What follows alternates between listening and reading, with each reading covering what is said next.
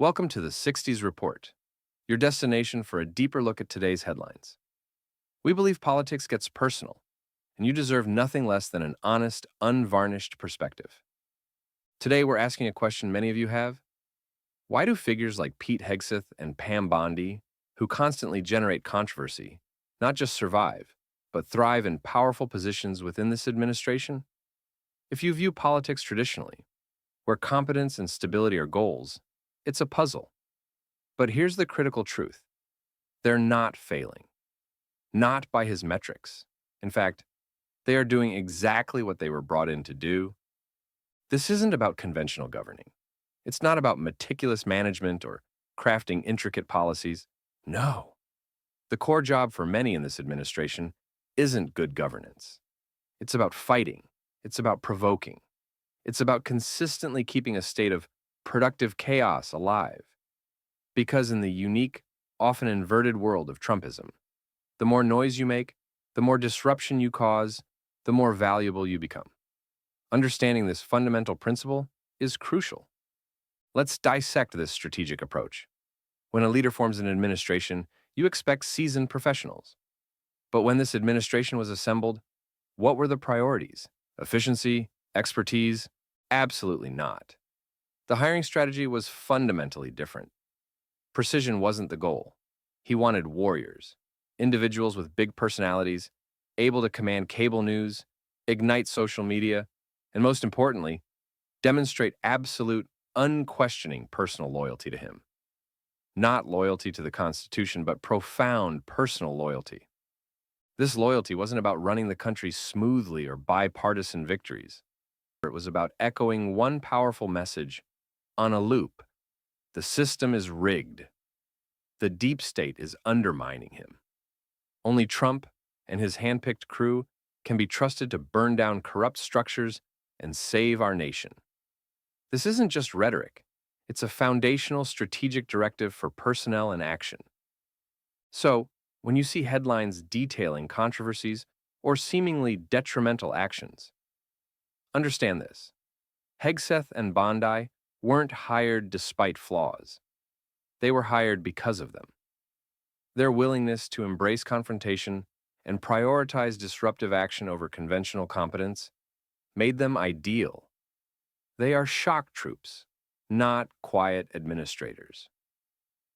Let's dissect Pete Hegseth. Critically, what are his qualifications for Secretary of Defense? Virtually no high-level military command experience. No background running massive institutions like the Pentagon. Yet, here he is, tasked with global alliances and national security. And what has he been doing? The public record shows he reportedly paused critical military aid to Ukraine, circumventing protocols and creating diplomatic crises. He reportedly bragged about authorizing strikes in a casual group chat, not a secure channel. He systematically fired top aides, creating disarray and eroding institutional memory. By any normal standard, these are colossal failures, a recipe for instability. But what's the consequence? He's still there, still in the inner circle, impervious to criticism. Why? Because he is loyal. He consistently defends, plays his role in this political performance, even if it means generating controversy or undermining foreign policy. Remember the Iran airstrike? Initial reports suggested it wasn't the crippling blow claimed. Did Hegseth offer facts? Absolutely not. He sold the operation like a blockbuster, slamming media and praising Trump's genius. It was never about facts. It was about putting on a captivating, loyalty-affirming show, controlling the narrative regardless of truth. That's why he's still empowered. Now, Pam Bondi, former Florida AG, visible on cable news, always ready with a soundbite. On the high-profile Epstein case, she didn't just promise due diligence. Oh no, she promised bombshells. She hinted at the list, that infamous, supposedly damning list of powerful figures. She teased huge reveals, expertly building immense public anticipation. But when the court files dropped, nothing earth-shattering, just smoke, no fire. The public was disappointed, Yet, what happened to Pam Bondi? Did she get sidelined for overpromising and underdelivering? Absolutely not. Why? Because she fulfilled her true mandate. She kept the story alive. She kept the public engaged, even if the truth wasn't what was expected. She didn't find the smoking gun, but she kept the conversation churning. She successfully fed the base something to believe in, even when evidence didn't back up her hints. In other words, she didn't deliver the truth, but she masterfully fed the outrage. That's her unique, highly valued proposition. Here's the fundamental truth about this political era. It's not about facts. It's about feelings. It's about meticulously crafted image. It's about staying relentlessly on offense, never conceding, always pushing back, even against reality. You don't need to be effective in traditional governance. You just need to look like you're fighting. You need to perform the role of the valiant, uncompromising warrior. And Bondi and Hegseth, they have absolutely mastered that art. They deflect criticism with ease and aggressive counter-accusations. They stir the pot of public discourse. They praise Trump, often in hyperbolic terms, as if it's their primary job. They're not governing. They are performing. They are entertainers in the political arena.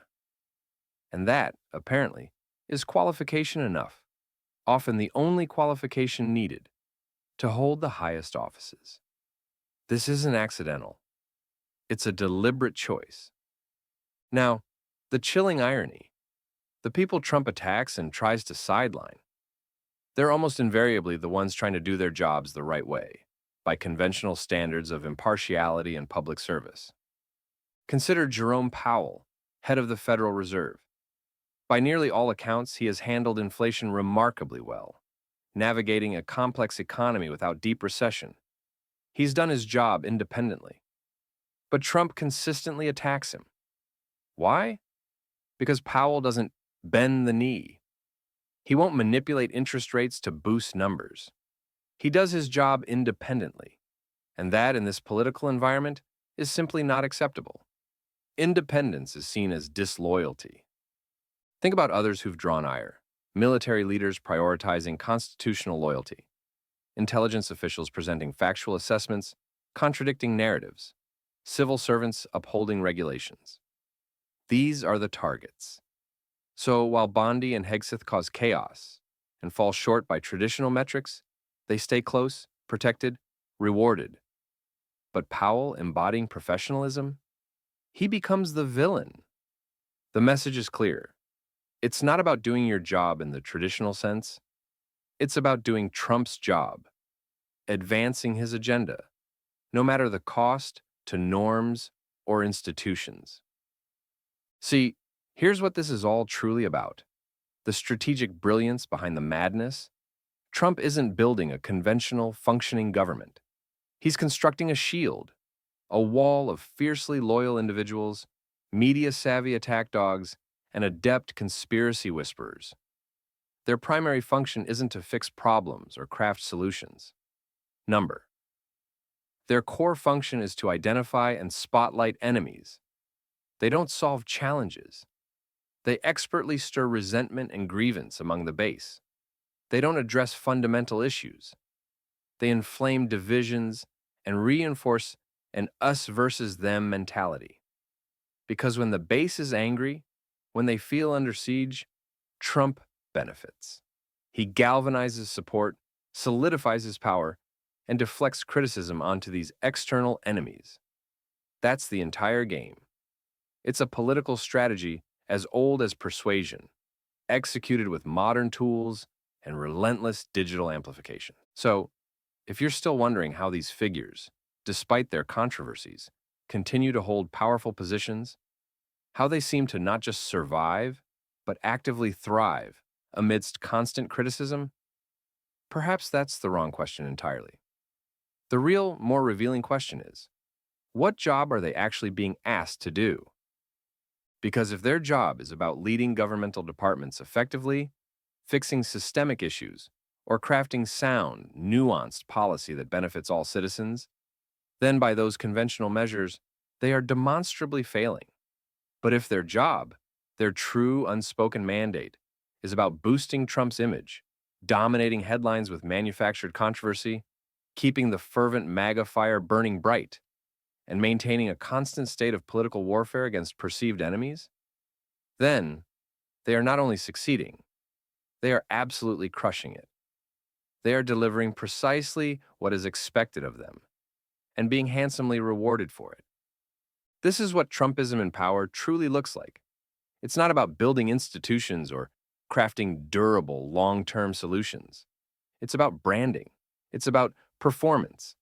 It's about a continuous, high-stakes political spectacle that thrives on disruption. And unless something fundamental shifts, this cycle of chaos, it's not merely going away. In this unique political ecosystem, it's not merely tolerated, it's being explicitly, strategically, and consistently rewarded. Thanks for watching, and I'll see you in the next one.